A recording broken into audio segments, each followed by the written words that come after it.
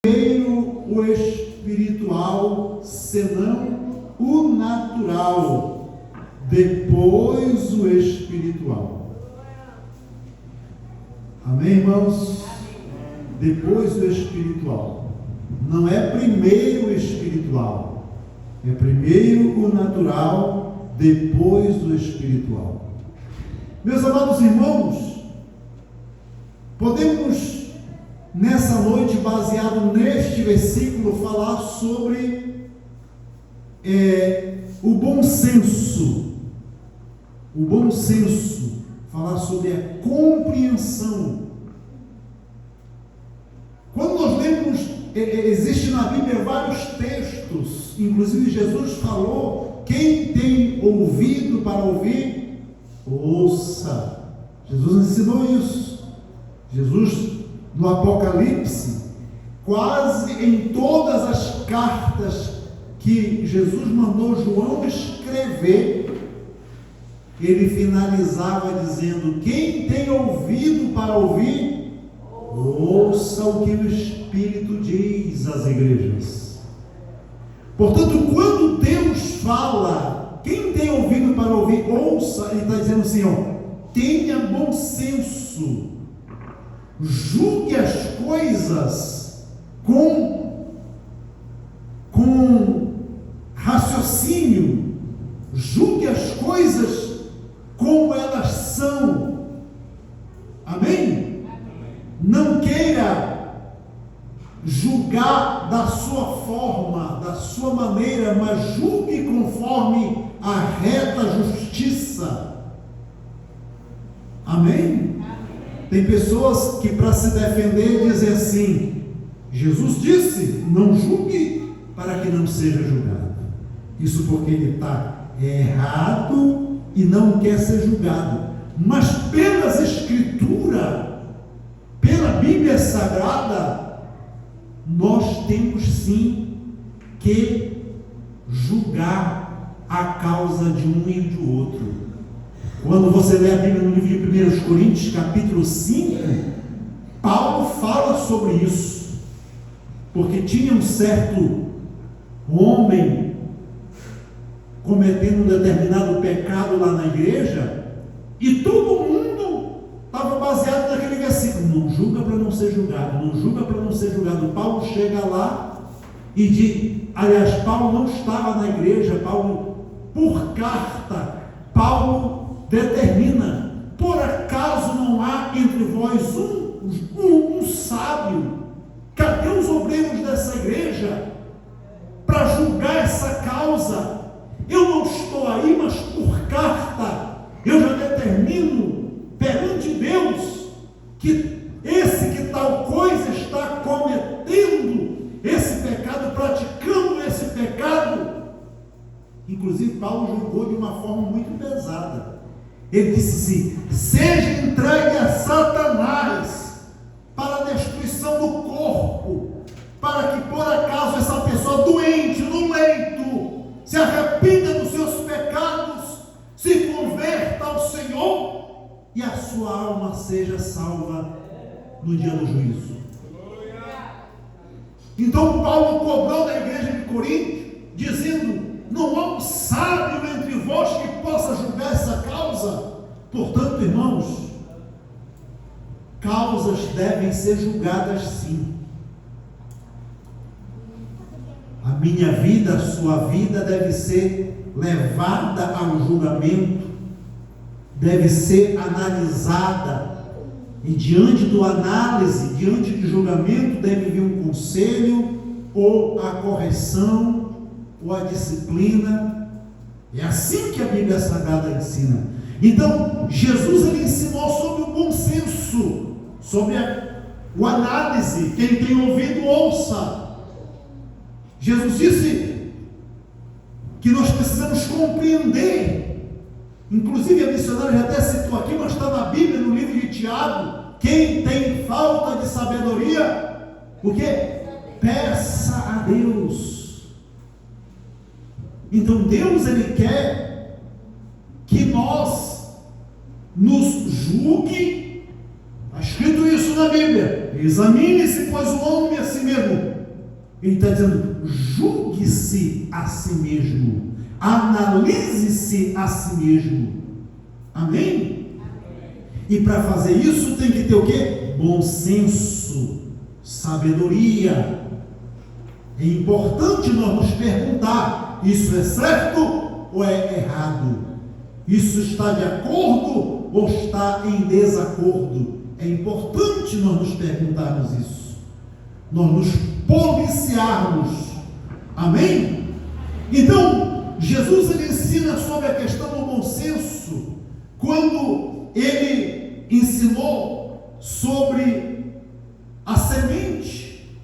Jesus falou uma certa vez sobre a semente entre os espinhos, que não pode crescer, porque está sufocada pelos espinhos e pelos cardos, pelos matos, pelas ervas bravas.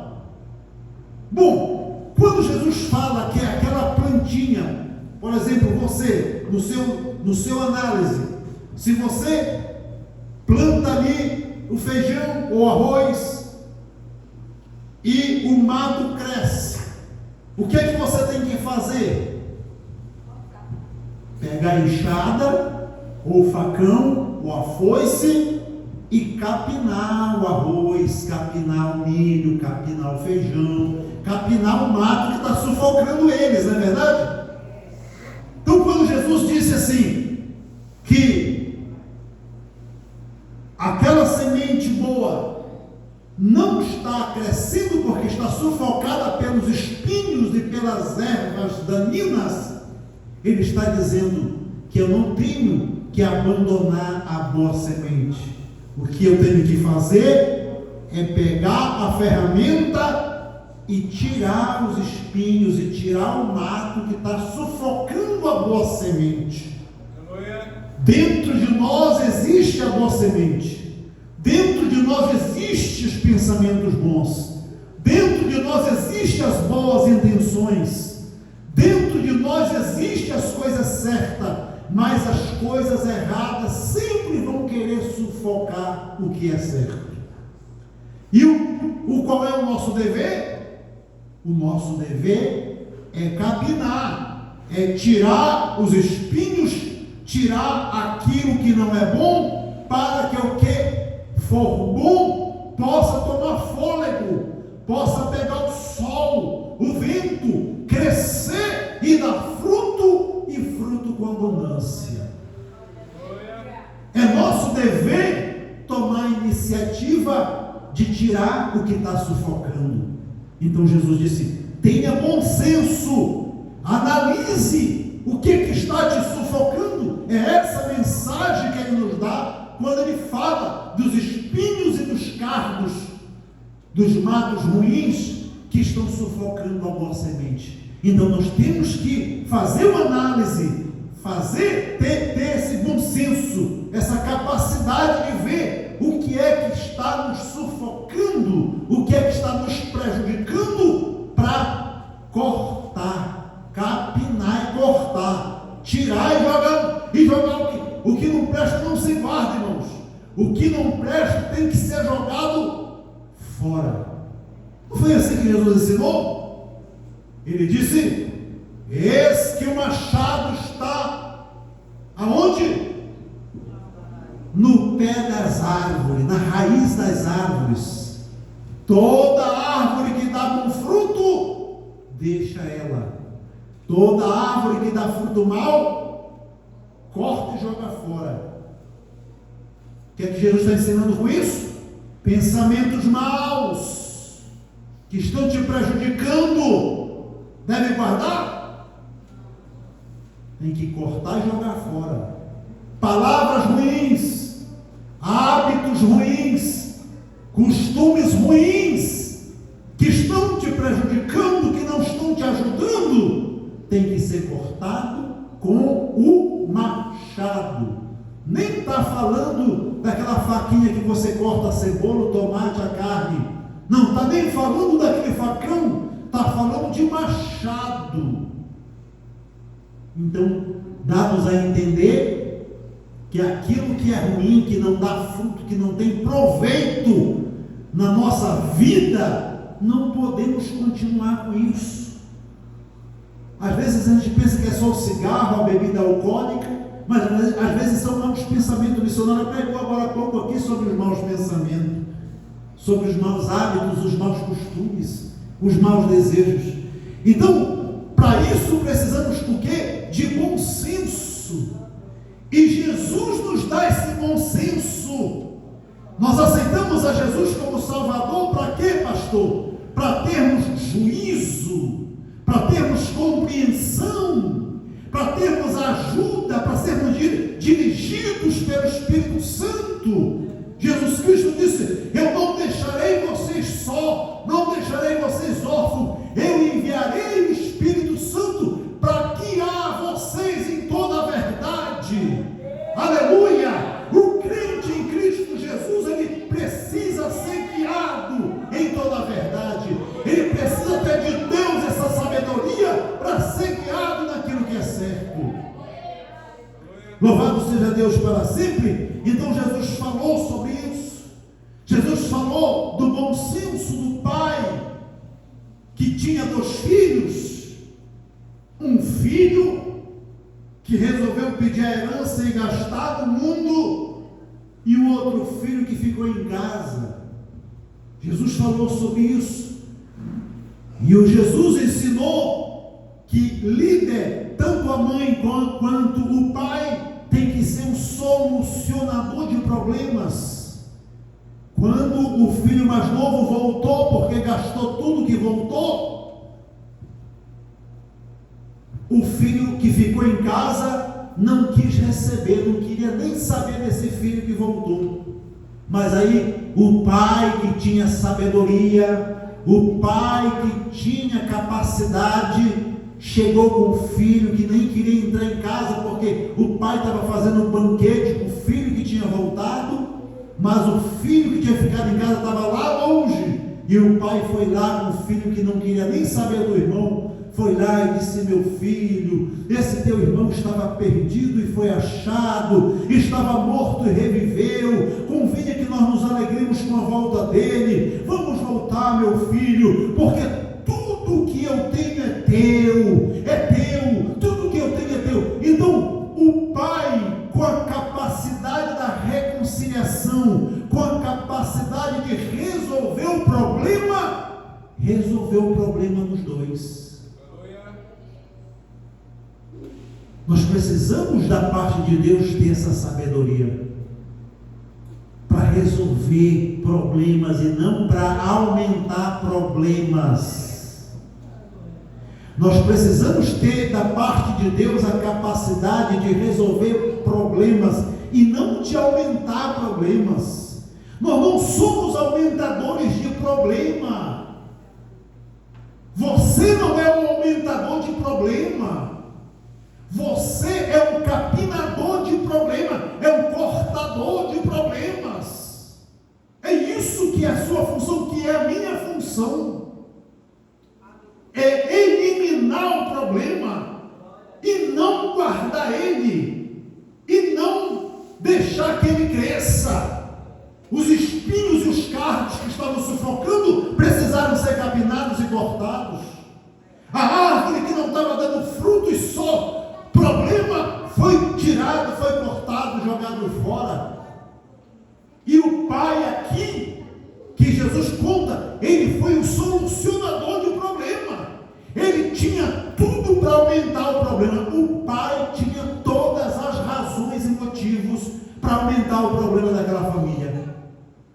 Mas ele resolveu tanto o problema do que chegou, quanto o problema do que tinha ficado em casa. Então nós precisamos ter de Deus sabedoria para resolver problemas. Amém? A Bíblia fala que Deus mandou quantos espias, que Moisés mandou quantos espias olhar a terra prometida? Quantos espias? Quantos espias? Eu não entendi. Quantos espias Moisés mandou olhar a terra prometida? Os irmãos estão falando baixo. Quem sabe fale alto. ninguém sabe, meu Deus.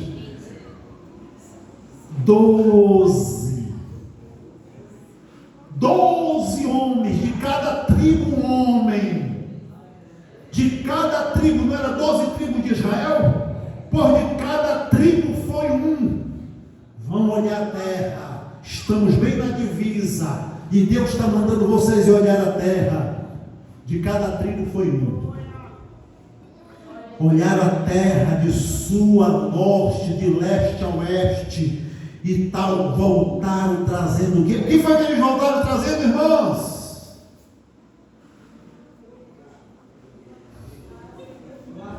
O que foi que eles voltaram trazendo, irmãos?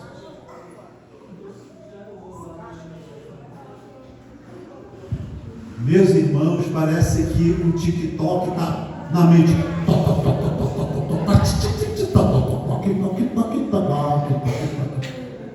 E está tirando a palavra do coração dos irmãos, porque, irmãos, nós temos ensinado demais vocês aqui a palavra de Deus. Não parece que o martelo do TikTok está batendo, né? Mas veja bem, eles trouxeram um grandioso cacho de uvas. Eles trouxeram outras frutas mais. Só que quando eles chegaram com Moisés e Arão, Moisés e Arão tinham ficado lá para receber a notícia. Só que quando eles chegaram, os 12 chegaram, 10 deles chegaram com Moisés e Arão e disseram, abaixaram lá a caixa de uva, as outras frutas enormes. Moisés, a terra é boa, Deus falou que manda dela leite e mel, é verdade, tem leite e mel nessa região.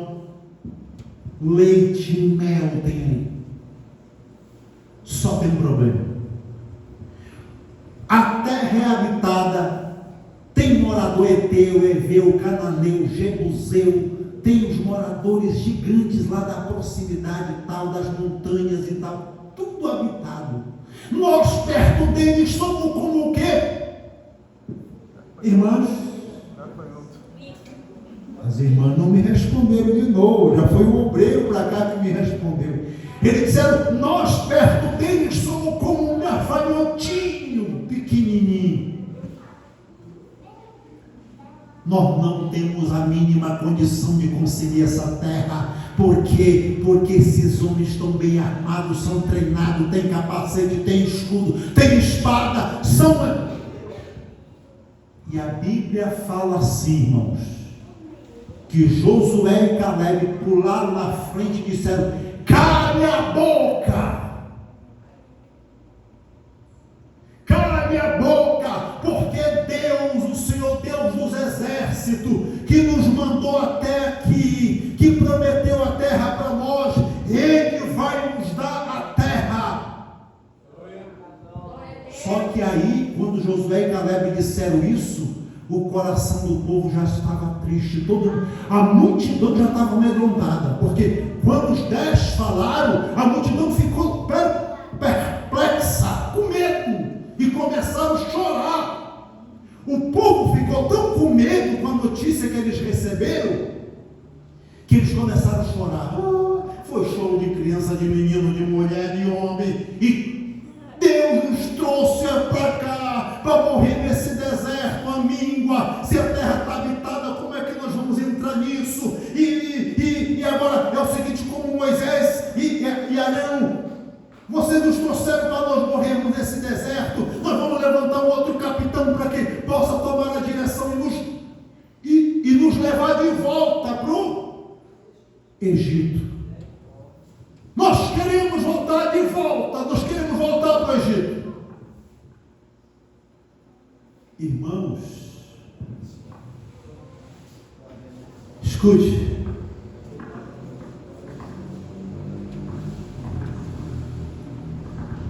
Diante de um povo de Deus, diante de quem quer vencer, não chegue dizendo aqui, nós somos um povo pouquinho.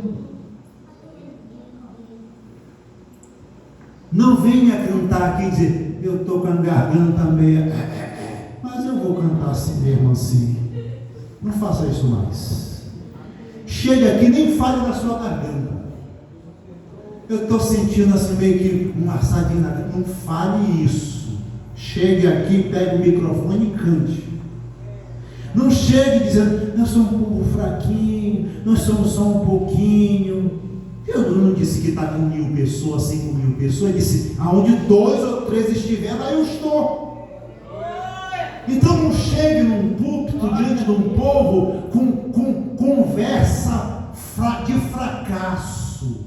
Não chegue. Aqueles 10 chegaram com conversa de fracasso. E Josué e Caleb, está lá escrito no livro de Deuteronômio, que eles 2 fizeram os 12 calar a boca e disseram, vocês estão magoando o povo, vocês estão entristecendo o povo, por que vocês vieram trazer essa palavra de fracasso para o povo? Então tem pessoa, irmão, que até para falar já é com voz de louco. A voz da pessoa já é um fracasso. Quando vai pegar na mão, é só, nem fecha a mão, só encosta. Parece mão de morto, morto não aperta a mão de ninguém, só encosta a mão. Pegue na mão do irmão com vigor, irmão. Pegue na mão, saúde. E se não vá sacudir para quebrar o braço, não, mas pegue com aquela força de educação, com aquela força de vida. Tem uns que só encostam a mão, parece mão fria, mão de ranzinha, frio, né? Aquela mãozinha. E quando vai falar aquela vozinha morta, não sei o quê, e bababá. Irmãos, a Bíblia, a palavra de Deus diz que o fraco tem que se demonstrar forte. Como é que tu tá, irmão? Oh, irmão, tá tão ruim. As coisas estão tão... A mulher estava com o filho dela morto. Quando o profeta chegou com ela e disse, como vai? O profeta disse assim, vai bem contigo? Ela disse, vai bem comigo. Vai bem com teu marido? Vai bem com teu marido. E o teu filho vai bem com ele? E estava morto o filho dela. Ela disse, vai bem com o meu filho. Ah, isso mudou toda a história daquela mulher. Sabe por quê?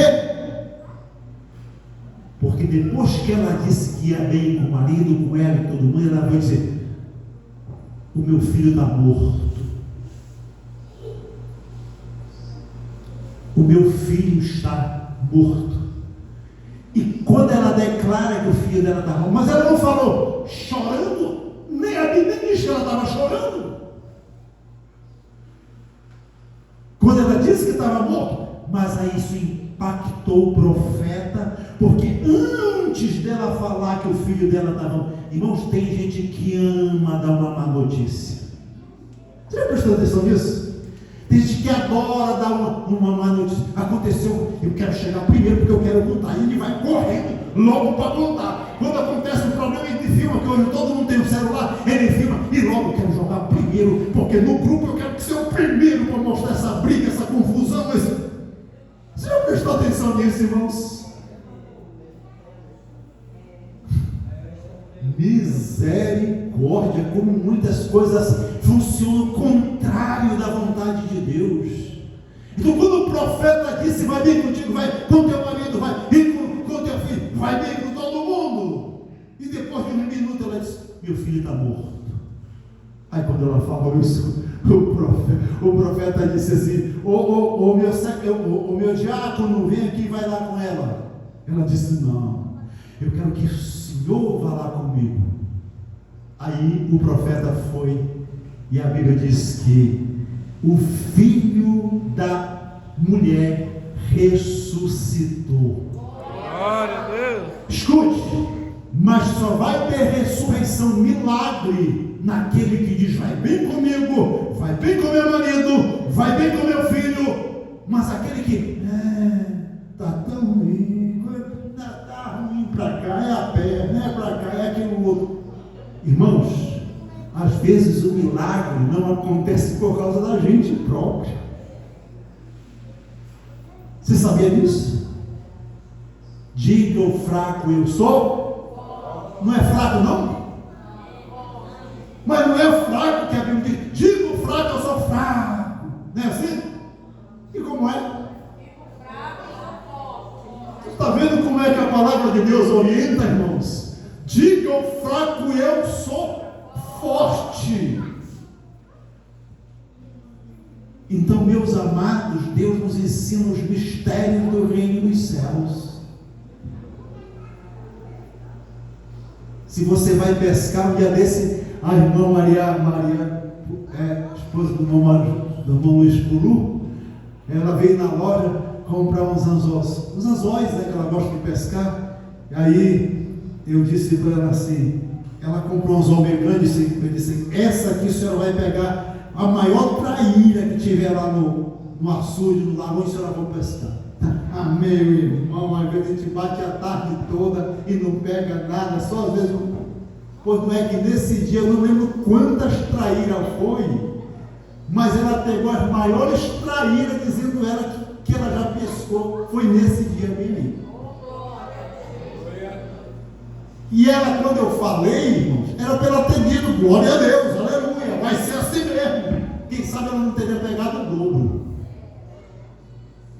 Irmãos, então, meus amados irmãos, a palavra de Deus é maravilhosa.